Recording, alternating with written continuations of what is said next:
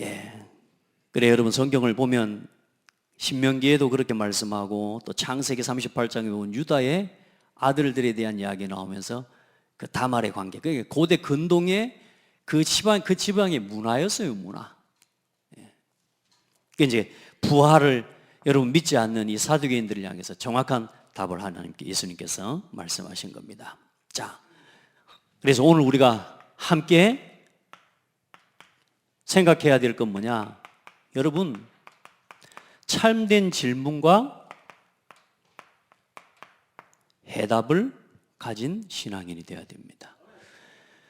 여러분, 우리가 질문한다는 말은 뭔가 궁금한 거 아닙니까? 그렇죠? 자, 그럼 우리가 궁금한다는 말은 그럼 사실 말 우리 안에 있는 뭔가 우리 안에 있는 이 동기와 어떤 목적에 대한 부분을 가지고 질문하는 거거든요. 자, 그러면 우리가 진짜 하나님 앞에서 올바른 질문이 되어지려면 그 이전에 우리 속에 올바른 복음 안에서의 동기와 목적을 우리가 품을 수 있어야 돼요. 그래서 하나님이 주신 영원한 언약과 이 시대적인 언약을 두고 오늘 우리가 어떻게 살아야 할지에 대한 하나님 앞에서의 질문이 되어진다면 다른 이야기가 되는 거죠. 안 그래요? 그런데 우리 생각이 이것이 아니라 나 육신 성공, 이걸 위한 동기와 계획과 목적을 가지고 그걸 놓고 계속 질문하게 되면 어떤 질문이 되겠습니까? 그래서 우리 안에 있는 동기와 올바른 목적을 가지고 하나님 앞에 질문하는데, 저는 복음 편지요, 이 10가지 이 질문과 여기에 대한 답을 가지면 행복하게 살 줄 믿습니다. 왜 인간은 행복이 없는가? 왜 행복이 없어요? 왜 인간이 행복이 없어요? 하나님 떠났어요. 그럼 어떻게 행복해지겠습니까? 하나님 만나면 행복해지죠. 그러면 어떻게 하나님을 만날 수 있습니까? 예수님만이 하나님 만나는 구원의 길 아닙니까? 예. 예수만이 구원의 길 아닙니까? 천하인간의 구원 얻을 만한 다른 이름을 우리에게 주신 적이 없다. 내가 곧 길이요 진리요 생명이니 나로 말미암지 않고 아버지께로 올 자가 없느니라. 할렐루야. 그리고 왜 예수만 믿어야 되죠? 왜? 예수만 그리스도니까. 여러분, 왜 예수만 믿어야 돼요? 예수만이 사탄의 권세를 이기는 유일한 이름이니까. 아멘. 약속대로 동정녀의 몸에 잉태하시고 약속대로 십자가에 죽으시고 3일 만에 부활하신 그 일을 이루신 분은 누구밖에 없으니까? 예수 그리스도밖에 없으니까. 예. 제가 이 이야기를 좀 강조했더니 우리 조카들하고 우리 동생들이요, 좀 저를요 약간 이렇게 봐요. 왜냐하면 저는 어쨌든 가서 복음 전하고 교회 다니는 게 중요한 게 아니라는 걸 우리가 알잖아요, 이제. 예. 그래서 교회 다니는 게 중요한 게 아니고 이 말을 하면은 뭔 소리야? 교회 다니는 게 다지. 왜 교회 다니는 걸 이상하게 말해? 이제 이런 식으로 생각을 한단 말이에요. 지금까지 제가 뭔 이야기를 하면요, 이렇게 쳐다보고 이제 해요. 가족들이 한 번씩. 이번에도 제가 또 가서 불꽃 같은 눈으로 상황을 살피면서 또 기도했어요. 그런데 동생 중에 이 한 놈이 내가 말씀 준비를 하려고 여기 앉아 있으니까 옆에 와 앉아요. 내가 일부러 지금 가서 더 따뜻하게 안아주고, 왜냐면 이 친구가 지금 육신에 불치병이 와 있거든요. 그 면역세포가, 자가 면역세포가 하도 강해가지고 자기 몸에 좋은 세포까지 공격해버리는 거 있지 않습니까? 이게 지금 또 왔어 보니까. 이제 복음을 살짝 설명을 했어요. 근데 이 친구에게 뭐가 들어가냐? 자기 삶의 문제, 어려움이 있다 보니까 이 복음의 말씀이요, 그리스도가 쏙쏙 들어가는 거예요. 네가 지금 문제를 만난 것 같지만 그렇지 않다. 우리의 가정에 가문의 배경이 있지 않냐? 우상 섬기는 가정에 반드시 문제 온다. 무속인 집안, 점술인 집안, 그 집안에 반드시 영적 문제 있다. 봐라, 네 어머니 가문에 무속인 있지 않냐? 보이지 않지만 이 영적인 배경은 무섭다. 그런데 이제 그리스도 안에서 하나님 은혜로 우리가 예수 그리스도를 믿는 집안이 됐다. 그래서 네가 지금 그 문제와 모든 과거의 어떤 문제, 가문이라는 저주와 재앙 때문에 온 문제일지라도 하나님은 너를 향한 계획이 있다. 네 진짜 그리스도 고백했냐? 지난번에 너 나하고 예수님께도 영접 기도 따라 했지 않냐? 했어요. 그때 진짜 했어 안 했어 물어봤더니 제대로 안 했대요. 예수가 그리스도다 설명하고요, 이 그리스도 네 마음속에 모셔드려라 진심으로. 그랬더니요, 얼마나 또박또박 그리스도를 따라하는지 몰라요. 영접하고 하나님 자녀 된 거 있죠. 오늘부터 하나님 자녀다. 형하고 계속 이제는 소통하자. 기도하고 하나님 말씀 안에서 하나님 어떻게 가시는지를, 이 문제를 통해서 하나님 너를 어떻게 사용하시는지를 한번 체험하고 응답 받아보자. 할렐루야. 조카들한테도요, 말했다니까. 예수 그리스도 설명할 수 있어 없어? 묵묵부답. 그리스도를 누군가에게 말할 수 있어. 일단은 누구한테 말하기 전에 그리스도를 제대로 설명할 수 있어 없어? 이것들 다 날 따라서 영접했거든. 근데 뭐냐? 진심으로 안 하는 거지. 여러분, 어느 날 우리 인생에, 우리의 삶에 문제 앞에서 그리스도를 깨닫는 시간표를 하나님 허락하십니다.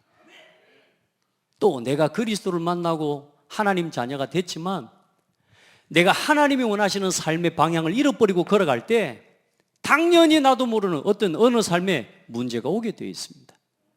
왜요? 하나님의 말씀과 멀어진 삶이 결국은 우리의 삶을 무너뜨리게 되어 있다니까요. 하나님이 우리를 치시는 게 아니고요, 우리가 우리 스스로 하나님의 말씀과 멀어진 삶 자체가 우리를 어렵게 만들어 가요. 그래서 그 속에서 어떤 문제와 사건이 올 때에 우리가 하나님의 은혜 입은 사람은 하나님의 음성을 듣게 되는 거란 말이에요. 카메라를 잘 만져주시기 바랍니다. 우리가 하나님의 은혜를 입은 사람은 반드시 하나님의 음성을 듣게 돼 있어요. 또 하나님 앞에 뭐 할 수 있냐? 질문할 수 있습니다.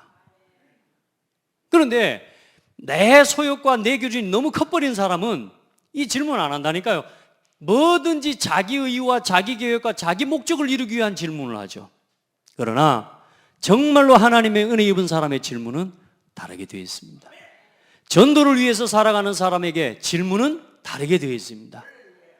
우리 성도들, 우리의 말이 틀린 게 아니에요. 우리의 질문이 틀린 게 아니에요. 우리의 삶의 방향이 잘못 정해져 있는 거예요. 이걸 빨리 회복시켜야 돼요. 이걸 빨리 말씀 앞으로, 복음 앞으로, 예배를, 전도 선교 중심으로 우리의 삶을 전환시켜야 됩니다. 그게 되면요, 이 복음 편지에 대한 질문과 답이 이게 나에게 답이 될 뿐만 아니라 이게 세상의 현장에 수많은 사람들에게 답이라고 하는 사실을 알게 되는 거예요. 이렇게 멋진 질문과 이렇게 멋진 답을 누리게 되기를 바랍니다.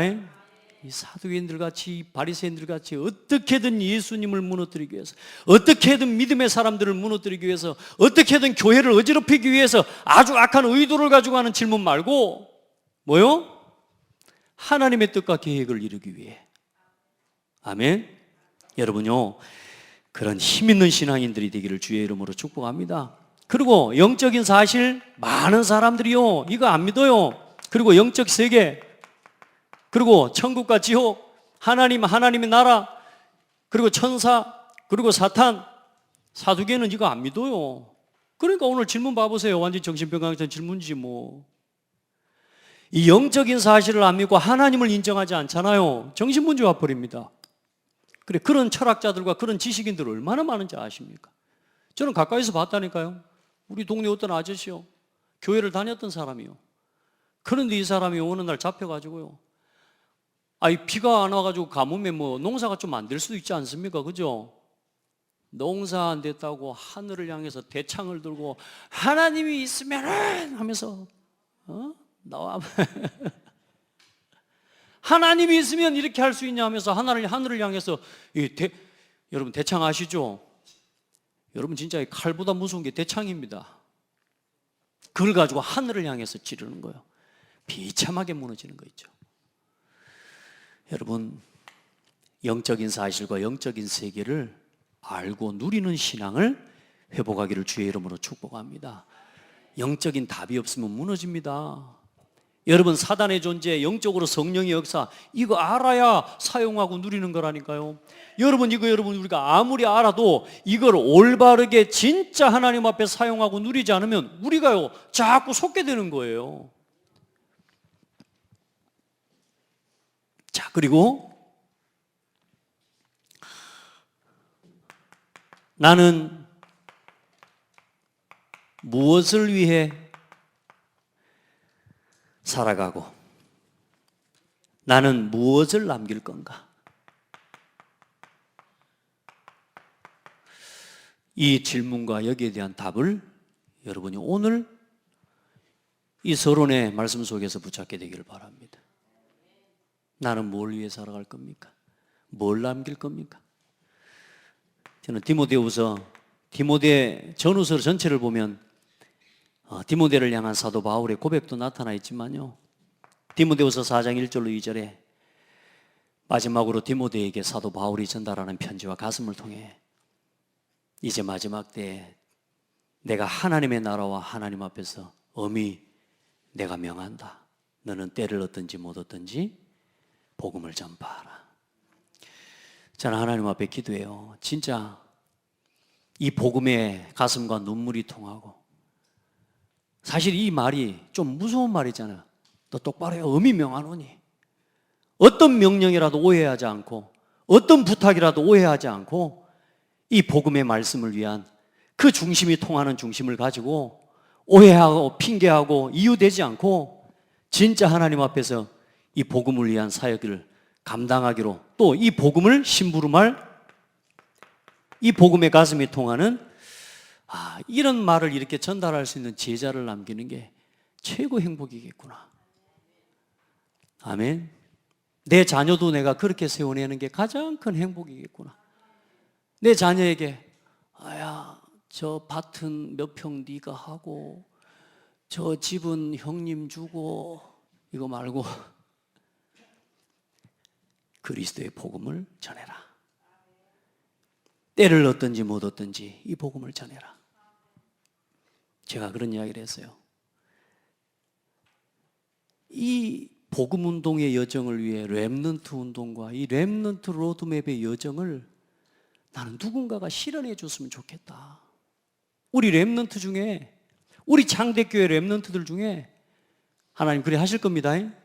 진짜 우리 렘넌트가 이 언약의 여정 속에서 과연 하나님의 말씀이 살아있고 237 나라 렘넌트 운동이 그냥 꿈이 아니고 실제로 왕 앞에 서는 렘넌트가 일어나는 게 그냥 우리의 소원이 아니라 이게 실제로 하나님의 계획이라는 사실을 이걸 보여줄 수 있는 그런 렘넌트가 일어나면 좋겠다.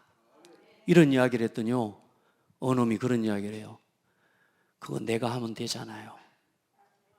내가 그 사람이 될게요. 그러는 거 있죠. 할렐루야. 힘나는 거 있죠. 저는 기억해 놨습니다.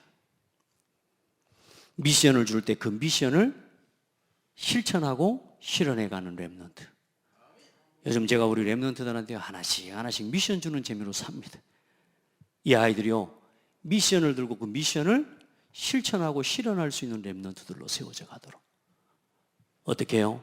날마다 그걸 평상시로 만들어내어서 어떤 비상 상황이 오고 어떤 문제가 오고 어떤 핍박이 오고, 여러분 세상에서 그런 문제들이 와도 그때마다 하나님의 인도를 받아갈 줄 아는, 불평하고 불신앙하지 않고 믿음 고백하면서 하나님의 인도를 받아가는 렘넌트가 나올 줄 믿습니다. 그런 렘넌트들을 우리가 세워가야 될 줄 믿습니다. 자, 그래서